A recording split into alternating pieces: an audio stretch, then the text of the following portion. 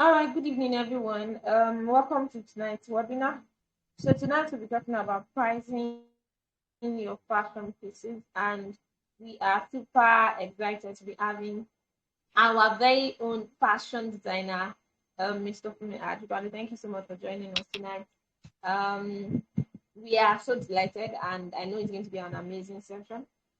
Sorry, it seems as if everybody, just because of the whole rescheduling and all, I know there might be a bit of an issue, but don't worry, I'll invite members now so they will join.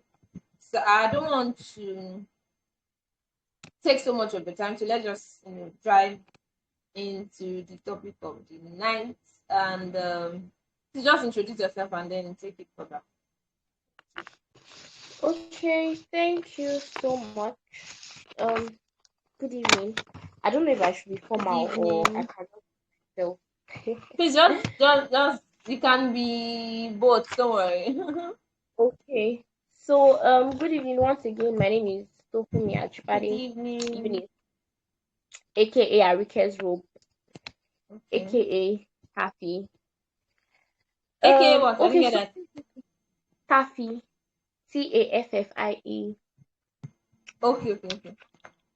So tonight we're supposed to talk about, or tonight we'll be talking about how to handle your business finances. This would actually be a nice time to get a jotter and a pen and a calculator. You can use your phone's calculator, sure, but we need calculator. So I would say that handling your handling your business finances properly is very vital, because at some point in my business, I think I started sewing actively. I started sewing in 2014, but like I really started around 2016, 2017 thereabout. So, and then, after a while of you've been sewing, you're working hard, you're having sleepless nights, and then you have nothing to show for it. You would have this kind of like a wake up call that, okay, like, what am I doing wrong? What do I need to improve on? So attended a I actually attended a costing class. Yes, I did. And but I mean, I could not do everything in costing class, because as I'm explaining further, we'll know why. But at least I was able to grasp some things from it. Then I'm an economist, like she said earlier. So I mean, from that knowledge too, I was able to put two and two together and come up with like a plan for my business, which is working, and that's what I'll be sharing with you. So first thing, when you want to do like proper business, like proper profitable business, is you have to separate your business from your business account from your personal account. A lot of us that are doing business, we're just doing our business on inshallah and good vibes. That's what majority of us are doing. So you need to have a separate account if truly like you want to, because it's not easy along the line. You see why it's not easy for you to have because the truth is, if you have just one account, you may be like, oh, I'm going to be disciplined, I'm going to be able to control myself. If your younger one comes and asks you for urgent 2k, sure, you not give them. So yeah, then another point is you have to do active record keeping. What I mean active record keeping, like you actually need to get a book. Now there are apps that help you. Paper cloud, you can record your clients or your customers. You can record your income. You can use it to draft invoice. So you can record your income, you can record your expenses on it. There are other apps. Personally, I use paper cloud, but I'm sure there are other apps that might even be better than um paper cloud. Yes, you pay for subscription. These apps are not free, but I think paper cloud is maybe like 900 per month. It's quite insignificant, to be honest, considering like the kind of work it does for you. So you need to do active record keeping. If you're not yet into apps and all of that, you can do it manually. Like get your paper and your biro. Anytime I'm going to market, like they already know me. I'll carry my jotter like this and my biro and record everything. So you have to document everything. And when I say document everything, a lot of us were very good with documenting our expenses. But what do you have in your shop? What do you have in, I mean, your shop is anywhere that you're working. Before I continue, are we still here?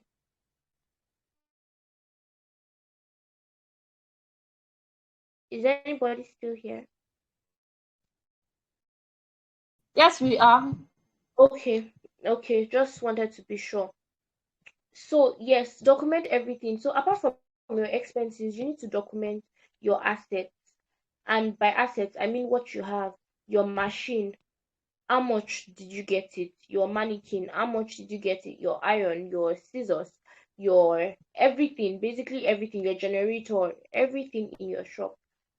How much did you get it? You have to document every single thing to the last kobo. If you buy pin, 15 naira packet of pin, you have to document it, because at the end of the day you need to be able to evaluate yourself whether you're making a profit or you're making a loss.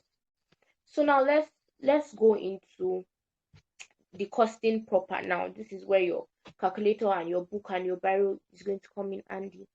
So to calculate the price of your fashion piece, whether you're into ready to wear or you do bespoke, whatever, it this is even, I feel this is even useful for, it's useful for bakers, it's useful for makeup artists. Like it's like a general costing thingy, right? So what comes into the price that you give your customer? Your overhead, your cost of production, and then your profit. I'll repeat myself, your overhead, your cost of production, and your profit. Some of us might be wondering that what to deal with that was overhead. Your overhead is a costing of all your, it seems like I'm the only one here.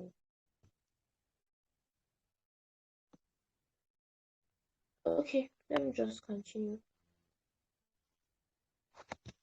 So your overhead includes, was she recording?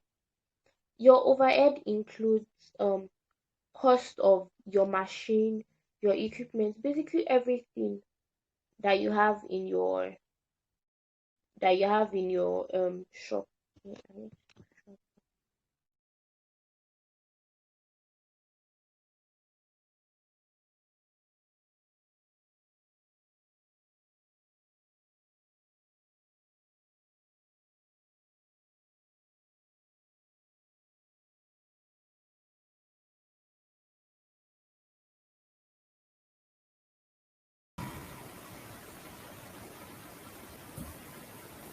Two for me, please join back.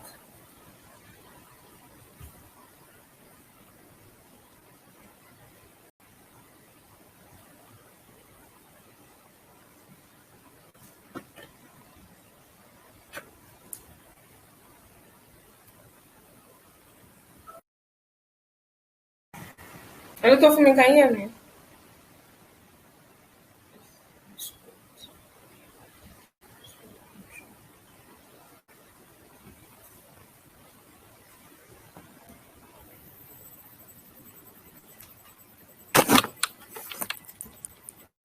Um, okay. So can you hear me? Yes, I can. You can hear me, right? Yes, You can hear me? yes, I can hear you. So you know what happened? My phone just I've been trying to just plug it. So the thing is I finally died again. But I'm on a PC now, so this should work. I'd even forgotten that I could use my Telegram on PC, so it's fine. We just continue. I'll start recording it now. Apology. This is what oh my god. I can't record here. What's that? Okay, I guess because I wasn't the one that started this video chat. So I'm calling this. Let me see if I can find a way around it. Then, oh, my phone is back to life. Just 1 second, please. Okay,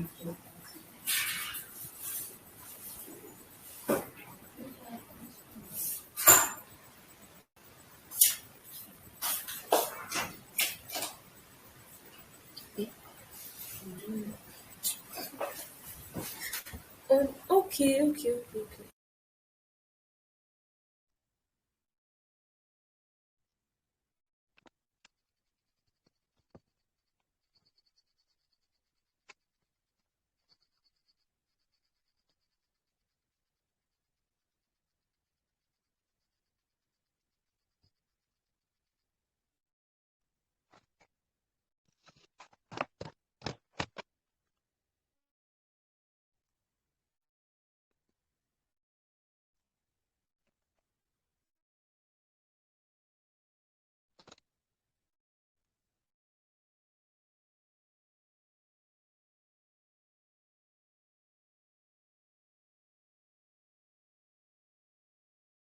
Okay, I'm back now.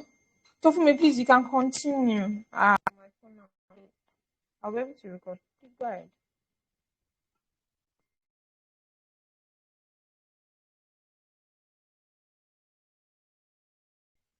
The recording even still continued, so it's fine. Okay, so I should start from where I stopped. You can just go ahead. I guess the recording was still going on. It didn't stop. I said you want me to stop and start all over the recording. No, like what I mean is, should I like start from the very beginning now, or No, no, no, no. Just start from the pricing itself. I got it to where you were talking about you attended the course.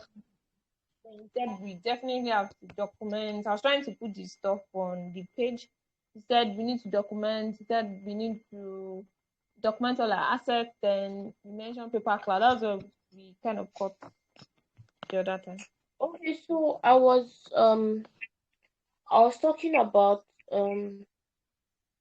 so what comes into the price of your commodity or whatever you're selling. Now this cuts across like generally whether it's clothes, whether it's shoes, bags, whether you're a baker, whether you're a makeup artist, whatever. So you need your overhead plus your cost of production plus your profit. Now, like I said, all of this would only make sense if you have a separate account for your business. Now, you may not have registered your business, you may still like be using a personal account for it, but still have like still separate that account that you give your customers, still separate it from the one you normally use. Okay. So now we may be wondering, all this big English, what's overhead? So overhead is basically a cost of all your assets, all your equipment. It includes your rent. Basically, should I say like everything in your workshop, everything in your workspace. So now make a list. I need you to get your biro and your book.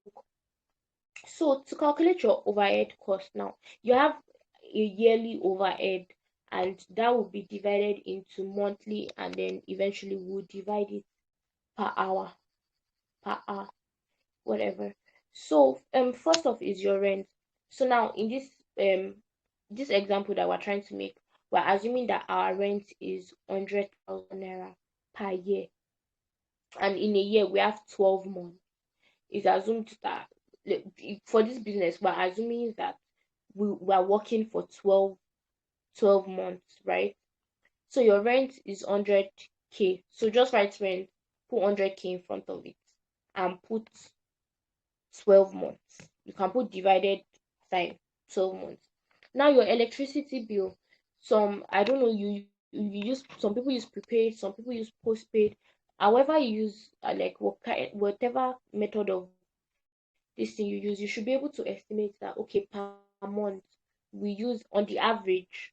It could differ, but be like okay, on the average we use so um worth of electricity per month. So for this example, you can put 5K per month, but write monthly in front of that 5K. Rent is divided by 12 months. Electricity, that one is per month, so write per month.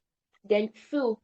we don't always have light, so you may have to buy, whether it's petrol your generator is using, or diesel, you have to get fuel for your generator.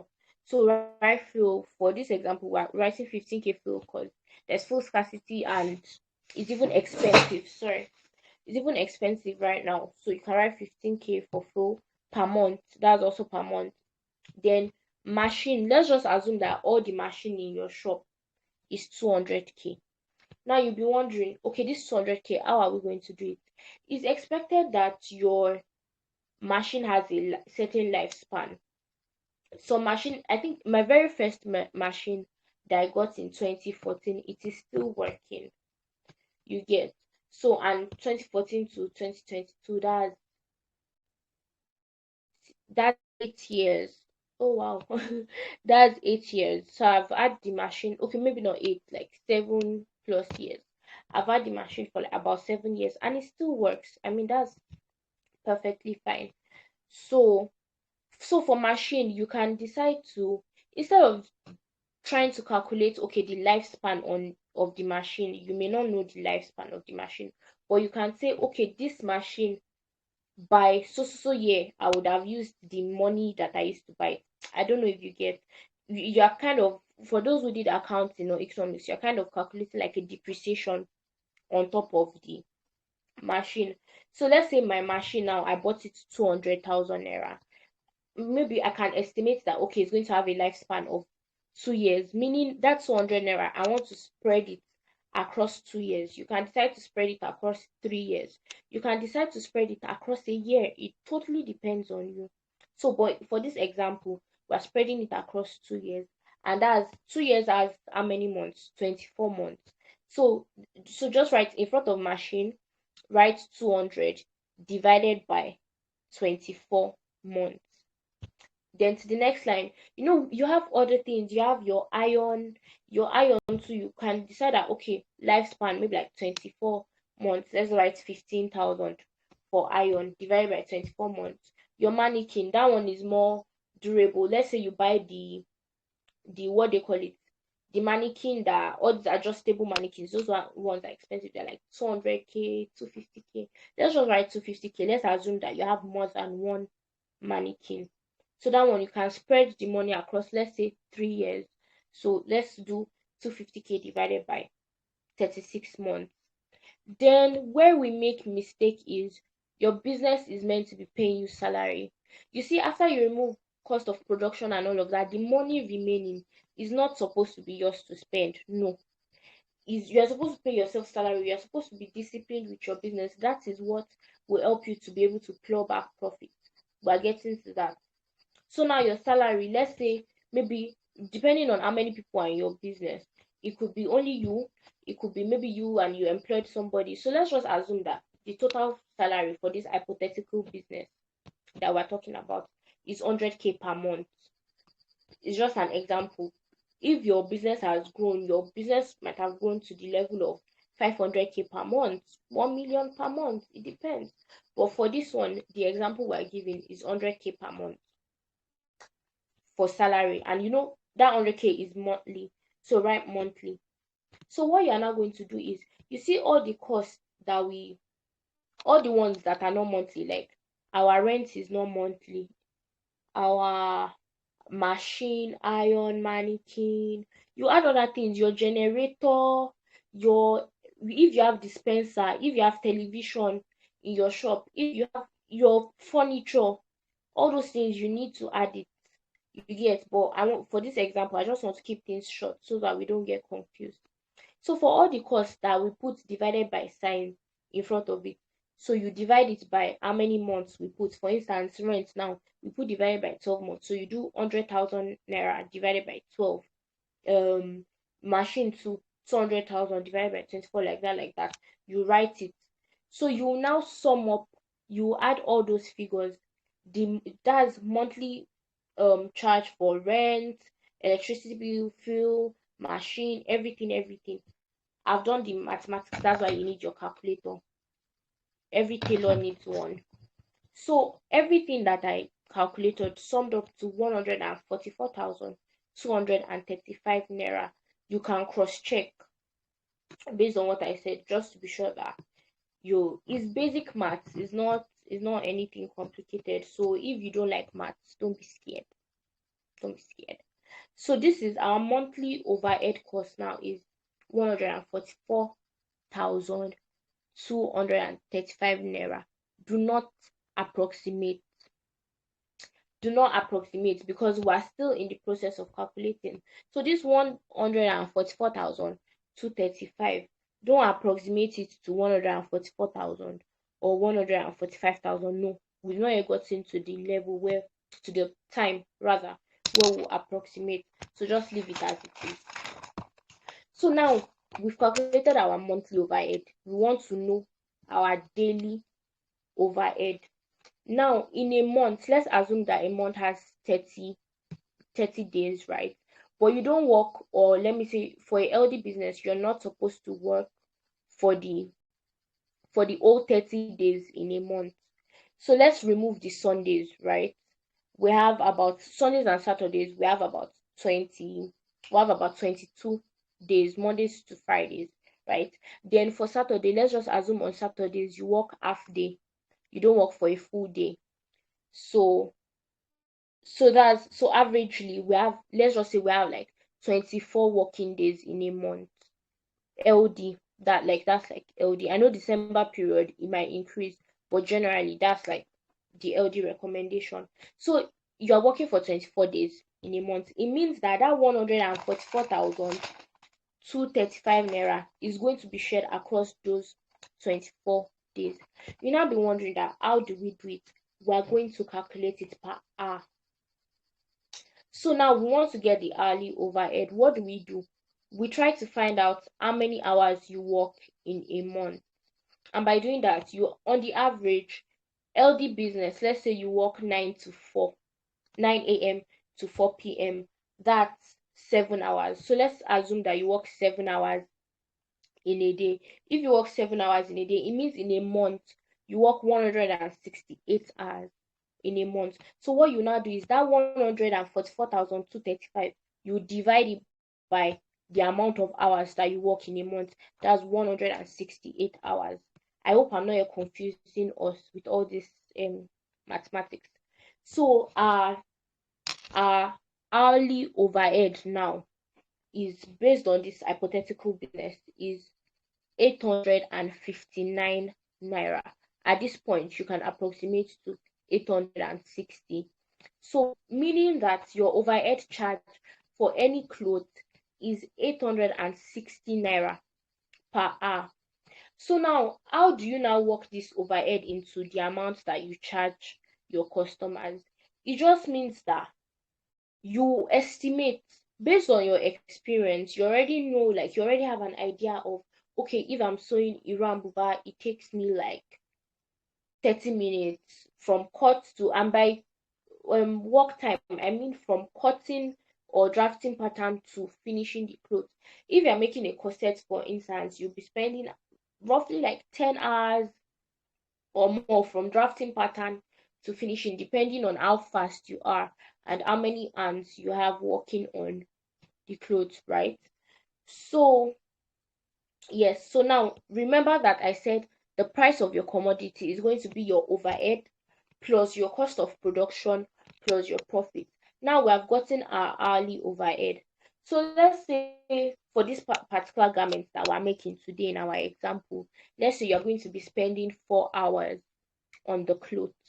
It means that your overhead will be that 860 times the 4 hours that you will use to work on the clothes, and that's 3,440 naira. So our overhead in this example is 3,440 naira. Now let's leave the overhead. Let's move to cost of production. What is your cost of production? Everything that goes into you making the clothes. Is it the fabric? Is it the lining? Is it the thread? Is it the so for things like needle, machine oil, you can add it to maintenance and add it to your overhead. Right? You can add it to maintenance and add it to your overhead. But things like your drafting paper, the thread you used, your the lining, all the appliques, the beads, the trimmings, everything you'll be adding, all of that goes into your cost of production. So for this clothes, let's just assume that the cost of production is 2,500. So that means the price here is already we already have 3,440 naira on ground. So you plus 2,500, that's 5,940. We've still not yet arrived on how much the clothes is going to be. Now for the final part, the profit. Now the thing about profit is there's no rule on how much profit you want to make. Your profit is supposed to be a percentage of that your overhead cost and your cost of production, right? Your overhead is like your fixed price. Your cost of production is like your variable price, right? We want to arrive at the total price now. So what you do is you can calculate like a percentage of that, like the price we've gotten so far. There's no rule to it. You can decide to make it 100%. You can decide to make it 50%. You can decide to make it 30%. You can decide to make it 10%. It absolutely depends on you. But what you will just know is that no matter whatever price you decide to use, you must not go below that 5,940 naira. Anything below that, just know you're already making loss for your business. If you make exactly that, like if you charge exactly that 5,940, it means you are breaking even. You're not making a profit, you're not making a loss. So in order to make a profit, right, you calculate. So for this example, I'm doing 50% of that, and 50% of that is 2,970 naira. So by the time you add the 2,970 naira to the to that 5,940, you have 8,910 naira. Now that is how much you are going to be charging your customer. Because we Nigerians, we like rounded figures. You can either, so we have 8,910 naira. You can either round it down to 8,900, or you can round it up to 9,000. It totally depends on you. And if you sense that you have a customer that likes to price things, you can call it 10K, you can call it 12K. If they decide to pay you that 12K, I mean that's your benefit, right? And if they decide to price it, you shall know that worst case scenario you is 9,000. I don't know, are we getting up to this level? Can I get feedback? Yes, we are. Okay. So that's the price of your commodity. And like I said earlier, like, so pricing, I've noticed that generally, let me talk about this. Generally, we tend to, I don't know, maybe it's all of us, so but me, I had that problem initially. Is I tend to be compassionate. I tend to start thinking on behalf of my customer. So for instance, this one is 9K Abby. It still sounds reasonable. But imagine a situation whereby you are making a corset. Corset, you put all the boning, you put the underwire, everything, you draft pattern, you put wording, you put, everything to make the clothes stand very well. Your cost of production has already increased. Then the number of hours averagely takes me like 12 hours to work on a corset. So imagine if my hourly overhead is at 860, and we now do 860 times 12, that's already 10,320 naira, without even adding cost of production. Without, so me as a person, I tend to be like, that can this customer pay this money, everything, I start thinking for them. But the truth is, you should know your worth, you should know the value of what you are giving, and you should understand the fact that clothes, they will have it. For instance, the clothes I wore to church on Sunday, I see it since 20, I think 2019. I made it since 2019, and I still have it, and I'm still wearing it. There's allowance inside, so as I gained weight, I just losing it. You see, so clothes is something that except you're tired of it, like, or you really outgrow it, like to the last allowance, is going to be with you. You need to let your customers understand that. And then I think another thing that helped me to stop feeling pity for people is people who want to be showing their Ashwebi 5K from you. They will now pay makeup artists. I have nothing against makeup artists. I do makeup. I like, it's good to get glammed up, to match your outfit and all of that. But you can pay makeup artist 6K for something you are going to wash away at the end of the day. But to now sew clothes of that same 6K or 7K, you'll be complaining, you'll be saying they want to rip you off and all of that. I understand that environment is a factor, but one day, okay, I stay in Ile Ife, by the way, and I was talking with a friend one day, and she said she knows a woman in this same Ile-Ife that sells Iran Buba 10,000 naira. Not Iran Buba with lining, not Iran Buba with under anything, just like normal Iran Buba. So it just made me realize that if you know your worth, and that was a matter of like almost 5 years ago. So if you know your worth, people will come to you and people will pay you. You understand? So far that you are giving, it's not that you'll be doing correct pricing, you'll be charging people correct money and you'll be sewing rubbish for them. No, that's why you need to upgrade your skill. You need to like work on your skill so that people will be getting value for their money and they will see it. Not that they will finish paying big money and then maybe you will delay, you will not give them their clothes on time, or by the time they get their clothes they won't be able to wear it. No, don't do that. So I'm not saying don't be a compassionate person, but know that you're running a business, you're not running a charity organization. Whether it's ready to wear, okay, so let me just include this. If you are doing a ready to wear, or maybe you generally maybe just sell in bulk, yeah, that's still ready to wear. You sell in bulk, maybe you mass produce and things like that. Whatever discount you're offering, that remember that our major cost was that 5,940. That you cannot go below that for your bulk sales. You understand? Whatever money you're going to reduce, you're probably going to reduce it from your profit. Now, what's the implication of doing your finances like this? I would have loved to like throw the question open, but because we're many right now, I'll just go straight to the point. The implication is at the end of the month, inside your business account, like I said, you should separate your account from your personal account. It means that no matter what happens inside your business account, except your business is not attracting enough customers and what have you, the rent that you pay yourself and your co-workers is there. After obviously you remove money for all the materials you buy, you remove that one by the time you want to sew the clothes. But at the end of the month, what will remain in your account? That overhead. Joseph, you want to say something?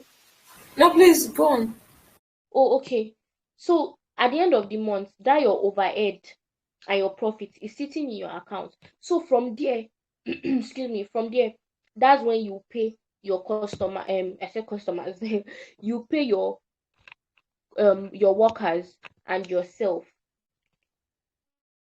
Money will still remain in the account. That money remaining in the account, it just shows that, for instance, by let's say you start this by January, by December, ideally, if you do not tamper with the money, your rent should be sitting in your account. Not that by the time you want to pay rent, you now be running up and down looking for rent, or maybe machine maintenance and all of that. The money is already there, so you are able to take care of these things.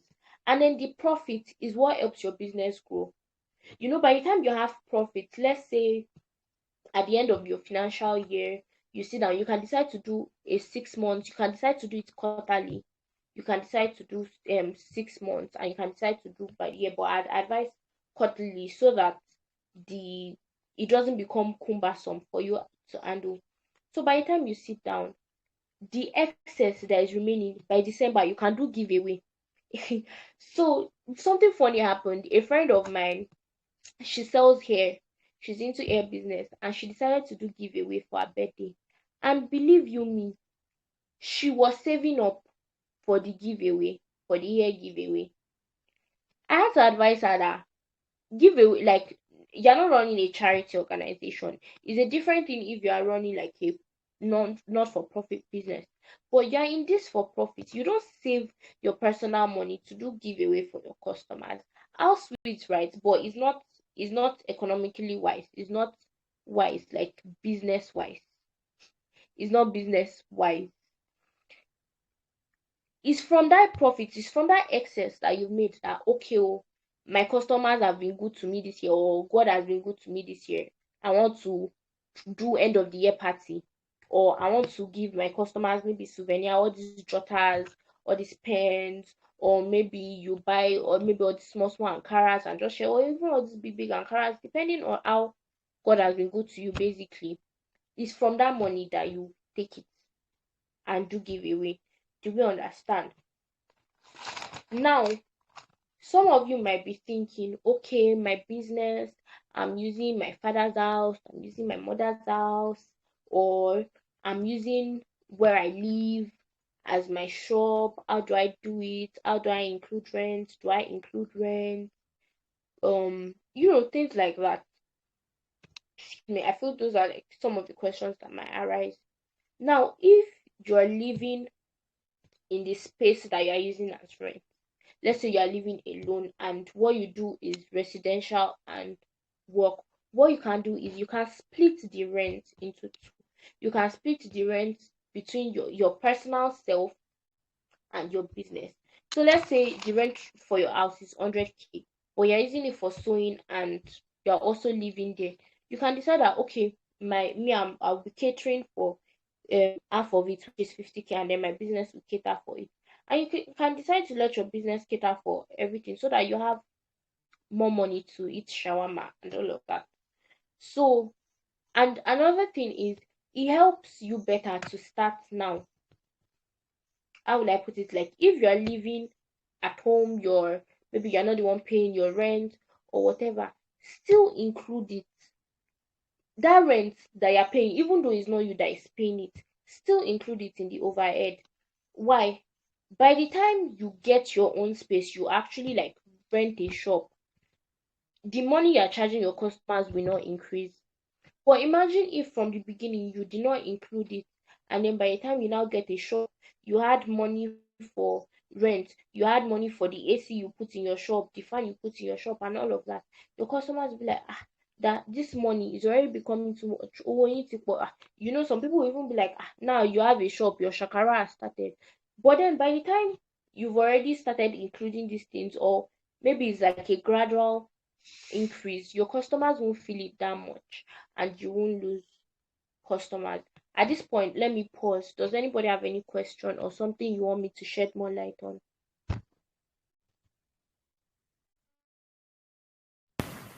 Yes, you mentioned something. Anyway, thank you so much. It's been an amazing session. You mentioned something earlier about customers. Like, I would want you to shed more light on that. Before you started talking about costing, you talked about customer, maybe documenting your customer base or something like that. No, I think I talked about documenting your all your assets, like everything. Okay, is it the when I talked about customer base was when I was talking about paper cloud. That paper cloud helps you do from paper cloud you can document your customers, your invoices, your expenditure, and all of that. So I talked about customers when I talked about paper cloud. And, the App Store or the Google Play. What? I said it's an app on the Google Play, I suppose. Yes, you can get it on Play Store. Paper Oh, cloud. Paper like one word. okay. I'd written it on the page already, so I believe you will find that useful. Okay. I Okay. would like to ask. So basically, with costing, I believe Yeah. you also mentioned something like that when you were saying you were trying to be compassionate. There are times that I have this experience with clients when you give them a price and then they Mm-hmm. tell you, ah, it's not just lining you are buying. Anyway, it depends on the kind of customers that customers have had, and you just call a price for them 20K, 10K, 15K, and sometimes 5K, depending on the style and maybe what it will entail. And then they don't even bother, they don't even, no And they're like, is it not disagreement. just me and Fred? And that's another set of customers. Anyway, that's one set of customers that all they need is just send me your account details. Or okay, Mm-hmm. how do I pay? Those are amazing customers, but there are times, I've had experiences, my own fair share. The customers I will tell you, I legit had this customer, even though she's a professor, she came in with her daughter, she wanted to like sew a matric dress for her. And it was barely like I think it was supposed to be like the day after or I think I had just a few, days, something up to 2 days if I can remember very well. Then I Okay. called you for I was like, oh, thank you. I was like, what's happening? What are you buying? What's that? Kinikan, kinikan. Of which I was like, ma'am, aside even what we're going to buy, the fact that you're getting this is like express work. I know. She ended up paying 8K, of which I felt like, okay, maybe I should have even anchored the price higher if I gave her 12K, maybe she should have at least priced down to like 10K. So the question is, how do you handle customers that give you that reaction of what's happening here? All of that. So how, Okay. how do you handle that? Welcome, Dami. Okay. So what I would say, welcome, Dami. So what I would say is Thank you. the other customers that you talked about, the ones that just tell you send your account number, those are the ones we are all paying for.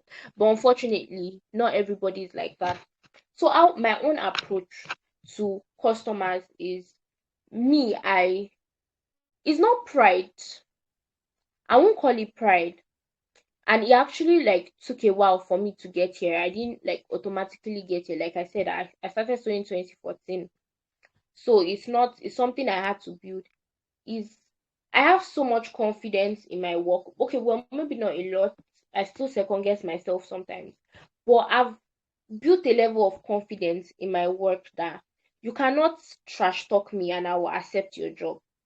How will I put it? There was one person that just messaged me one day and then she goes, oh, I didn't know you were good though. Some people recommended you to me. I didn't even know you could sew that well. Like the way she talked, I'm like, that if you wanted to insult me before is a different thing, but like which one is, when it's not like in short, the way the person did, I told her, I'm sorry, I'm fully booked for this period. If you can wait, then I'll be able to accept your job. But if not, I'm sorry, I'd have to refer you to somebody else, or you'd have to look for somebody else. Me, I can be very polite though. If it should be politeness, you can be polite about it. You don't have to be insulting or anything.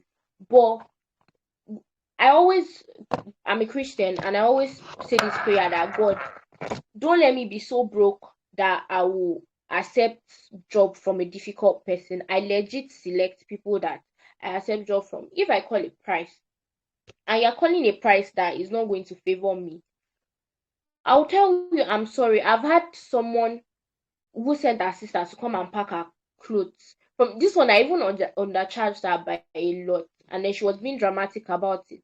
Cause but she wanted to, I think maybe like 6 clothes, and then by the time you add it, I think that time I probably charged her maybe like 2.5 per clothes. Instead, I'm buying 13. No, so for you to know that it was one ridiculous amount, she legit came to pack her fabrics from my house. So it's not, I'm sorry, it's not pride. It's not every job that you accept. Then another thing is I met someone one day.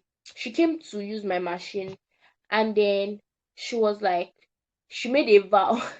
She said she made a vow that she would never collect less than a makeup artist for a dress.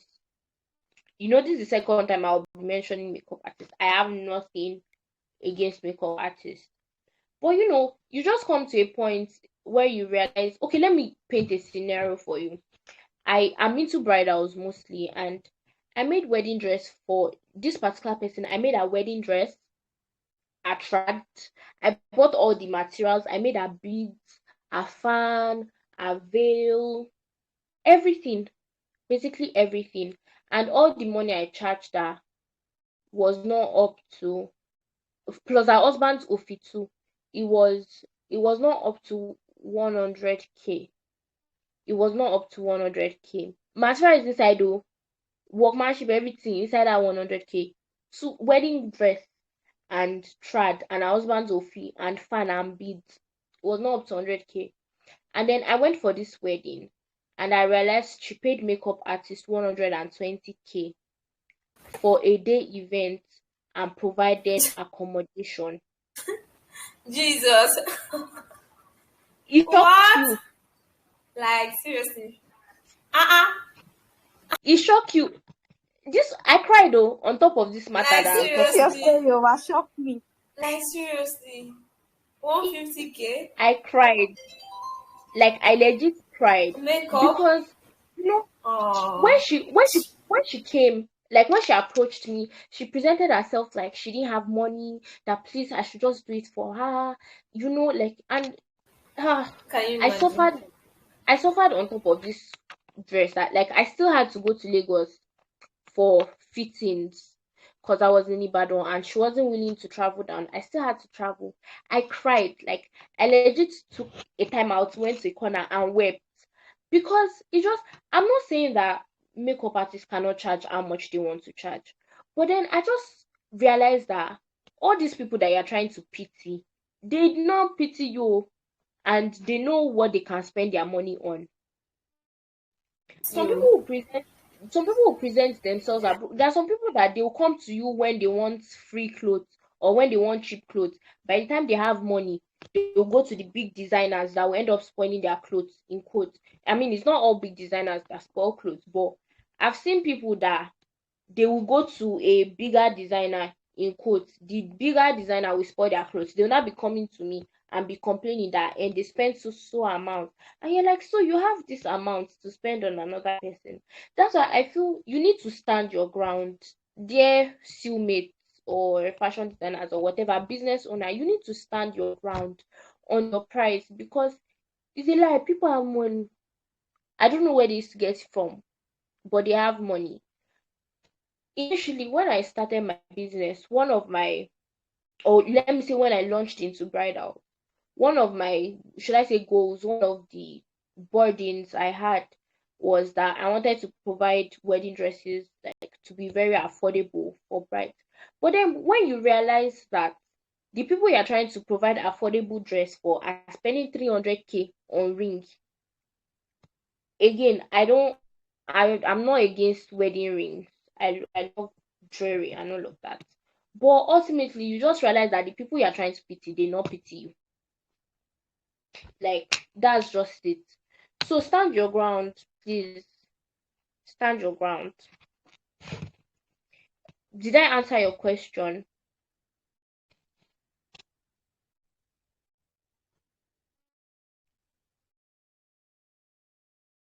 Are you there?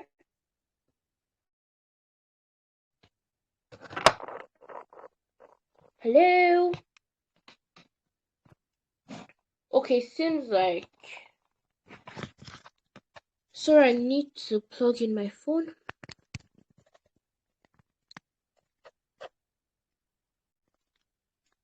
Are you still there? Okay, let me just continue. So whatever price you decide to charge for your commodity, you need to stand your ground, and discipline is very key.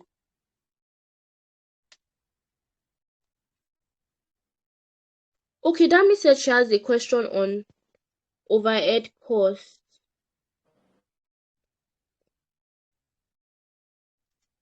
Okay, can you hear me?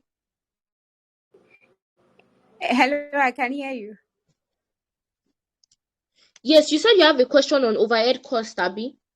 Yes. I've been hearing people say overhead cost, overhead cost. What is overhead cost, please? Because I Okay, so don't I understand. talked about it earlier. I think you to the recording, but just like Oh, a brief version to answer your question. So overhead cost is basically the cost of all the assets that you have, including rent and salary.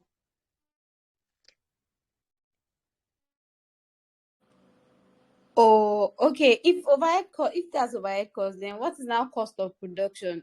And it, So oh, cost of cost of production is like, okay, should I continue? Yes, yes, go please. ahead.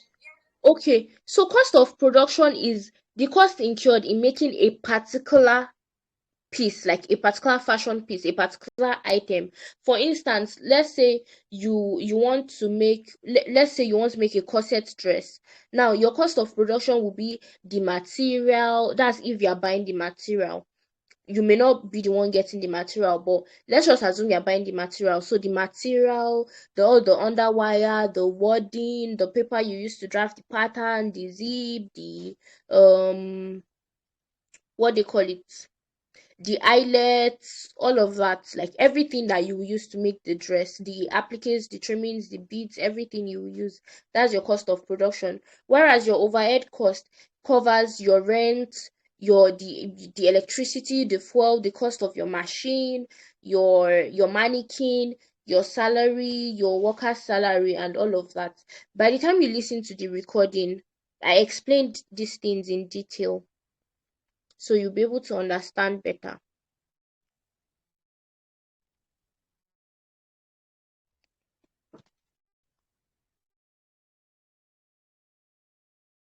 Are we still here? Yes, Ria. Oh, okay. Thank you. I get it. I get the difference between the two now. Thank you very much. Okay, you're welcome.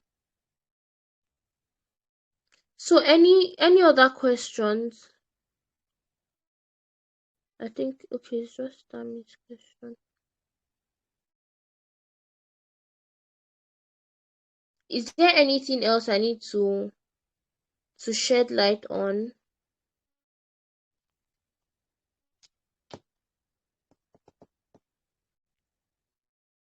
We've talked about the costing proper,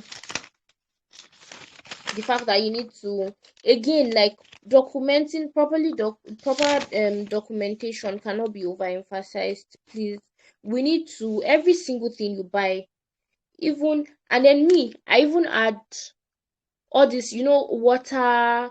In the shop there's no how you feel thirsty or something, so like I normally have like a regular supply of water in my shop. I add that to my miscellaneous, because it's going to come out from somewhere. You can even add light refreshments, like occasional refreshments for your staff members once in a while, and you can decide that okay, their salary is enough for them to buy it. Then your transportation too, your transportation, whatever you're buying, like if you're going to market, all of that, you need to include your transportation. Very important. Please, let's not forget, especially if you travel. If you are the type, personally, I travel to Ibadan to get my supplies, so obviously I need to include my transportation inside. If you are also going to deliver, some people request for home delivery for their clothes. If you are the type that does home delivery, you need to include your transport inside. So these are the things that will help your business, so that sometimes you just realize that you're working and working and working and working, and you have nothing to show for it. These are some of the things that just zap your money. Yes. So I think I've covered everything I plan to cover. So if we have questions. All right, thank you so much. It was an amazing time tonight, I must say. At least, even with the whole rescheduling and all, we still got value. Thank you so much for your time. Thank you for staying with us till now. Dami, do you still have more questions? Mr. Timothy, do you No, have a no, question? that's basically it from me. Okay, Thank you. okay. Then I'm sure by the time you listen to the replay, you get much more. Thank you so much. Yeah, definitely. Thank you for staying with us, even with your busyness and all, you still came through. God bless you so much. Thank you guys for coming. Thank you, Dami, for joining. Thank you, Mr. Timothy. Thank you, our guest speaker for tonight. And I'm sure by the time we call on you next time, you still answer. All right. So from here, I would Yeah. like to say have a good night, everyone. Thank you so much, and see you on the WhatsApp group. Thank you. Good night. Amen. Thank you for having me. Thank you for coming. Really appreciate it. Thank you so much.